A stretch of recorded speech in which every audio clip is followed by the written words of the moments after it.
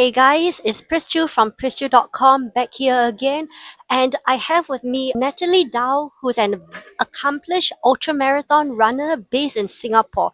As everybody knows, Natalie recently completed her second Project 1000 in the Philippines. So she ran 1000 kilometers within 12 days. So that is 84 km a day. So I caught up with a quick interview with her tips for the Standard Chartered Marathon because Natalie is an ambassador for the Standard Chartered Singapore Marathon, which is taking place on 6th and 7th of December this year. So here is Natalie. So let's see what she has to say. Hi, Natalie. So, okay, let's begin. Sure. So, first of all, how will you introduce yourself to, say, those people who may not be so familiar with you? Because, Yeah. like, from what we've seen, you're always running. Yes, I think, Natalie, known on social media as Rockstar Arms. I'm Okay. a mum, first and foremost. And then, I do crazy things like run 1,000 kilometers. That's probably the best. Okay, so can you share more about your second 1000 kilometers in the Philippines? How was it different to the first one? What was it like? Like, what lessons did you pick up from the first one applied to the second one? Yeah, so I think the first one we had no idea of what we were doing. So we definitely took some lessons out of it, like starting at midnight every night to avoid the heat. This one was hotter. It was 43 degrees most days. So we managed that a little bit better. And I feel like this was more relaxed because we did a lot more charity work along the way, and it wasn't about that world record at all. It was just talking to community, meeting people, meeting the kids, and trying to make it more fun. Okay, what are your key takeaways from the Project 1000 number 2? I think it is really about putting your passion and purpose together and the opportunity to do that again. This was very humbling, I think. So the people really made a difference this time. And I think just trying to appreciate the small moments rather than just surviving like the first one. Yeah, well, based on your social media, your second one seems like you had a lot more fun and enriching experience. Yes, yeah, I definitely did.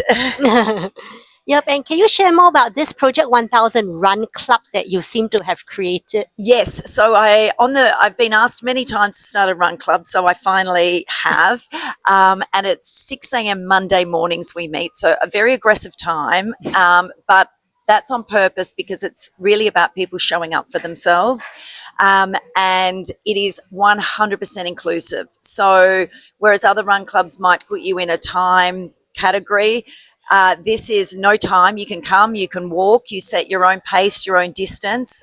We keep everything within a certain area so no one runs off and leaves anyone behind.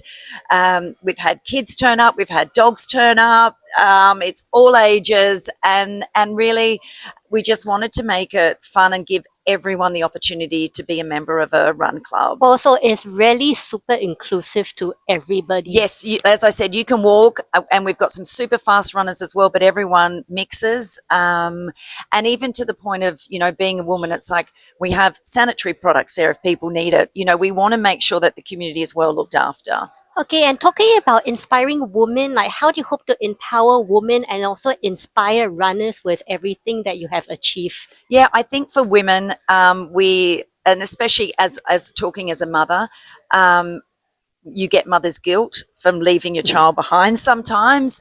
And I think we have the opportunity to reframe that into being for self rather than selfish. And I think, females should be able to take time for themselves and work on themselves. That's super important. And I think for anyone in the running community, that's important. So, no one is going to give you the time. You need to take the time and carve it out for yourself and decide what is most important to you.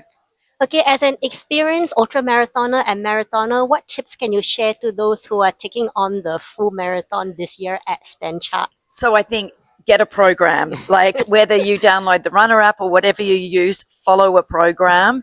I think practice your hydration and your fueling well before the marathon. Everyone bonks, as you know, in that last 15 Ks, and it's like a war zone.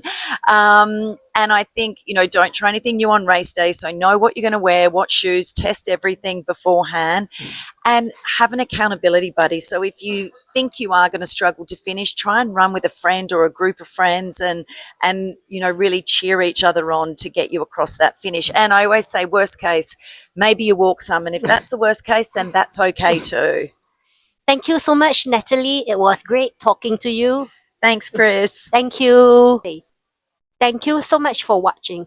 This is Pris Chu from PrisChu.com. If you enjoyed what you saw, please don't forget to like, share, and subscribe to my channel at PrisChu.com.